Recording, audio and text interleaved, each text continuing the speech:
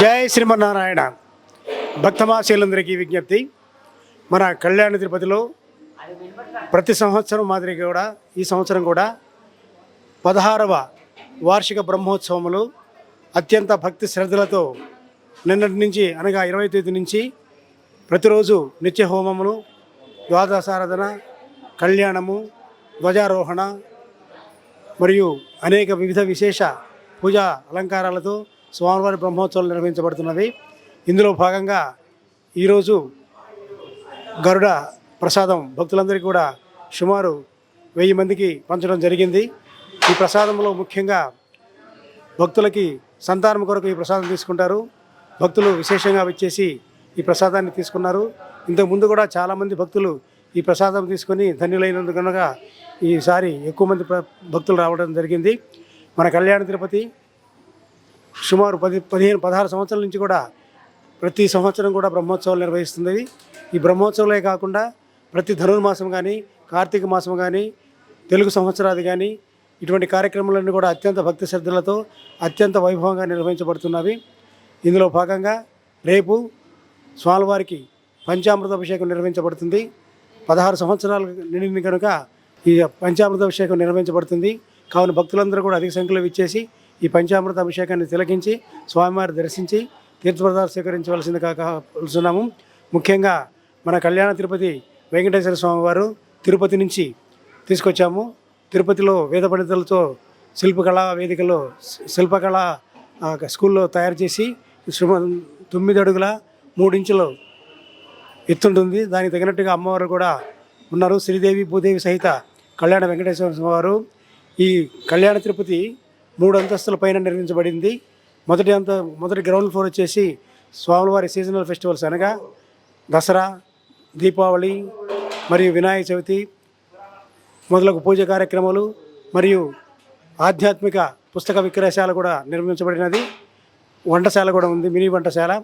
First floor వచ్చేసి స్వామివారి కళ్యాణ మండపము, రెండవ ఫ్లోర్ వచ్చేసి స్వామివారికి అన్నదాన కార్యక్రమాలకు వంటశాల మరియు అన్నదానం చేయటకు వసతి కూడా కల్పించబడింది. 3వ అంతస్తులో 3వ ఫ్లోర్లో స్వామివారి సన్నిధి.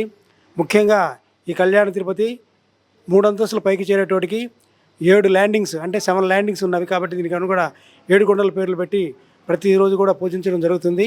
భక్తులు కూడా 7 కొండలు ఎక్కినట్టుగా ఫీల్ అయిపోయి మంత్రపుష్పాలతో, పూజలతో, దీపాలతో కూడా మెట్లెక్కి దర్శనం చేసుకుని వెంకటేశ్వర స్వామిని కళ్యాణ తిరుపతిని దర్శించుకుంటున్నారు. కనుక భక్తులందరూ కూడా చాలామంది కూడా ఈ విధంగా వచ్చి చేసుకుంటున్నారు. ముఖ్యంగా రేపు 22వ తేదీ అభిషేకం తర్వాత సాయంత్రం ఎదుర్కోళ్ళ కార్యక్రమం ఉంటుంది. ఈ ఎదుర్కోళ్ళ కార్యక్రమం కూడా పండితులు కూడా అత్యంత భక్తి శ్రద్ధలతో ఉపన్యాసాలతో చేస్తారు. 23వ తేదీ మంగళవారం రోజు ఉదయం 10 గంటలకు నిత్యహోమం తర్వాత ఉదయం 10 గంటలకు శ్రీదేవి భూదేవి సహిత కళ్యాణ వెంకటేశ్వర స్వామి కళ్యాణము అత్యంత వైభవంగా కళ్యాణ మండపంలో నిర్వహించబడుతుంది. భక్తులు చాలామంది వస్తున్నారు. సుమారు 4000 మంది పై చిలుకు భక్తులు అన్నదాన ప్రసాదాన్ని స్వీకరించడానికి వస్తున్నారు.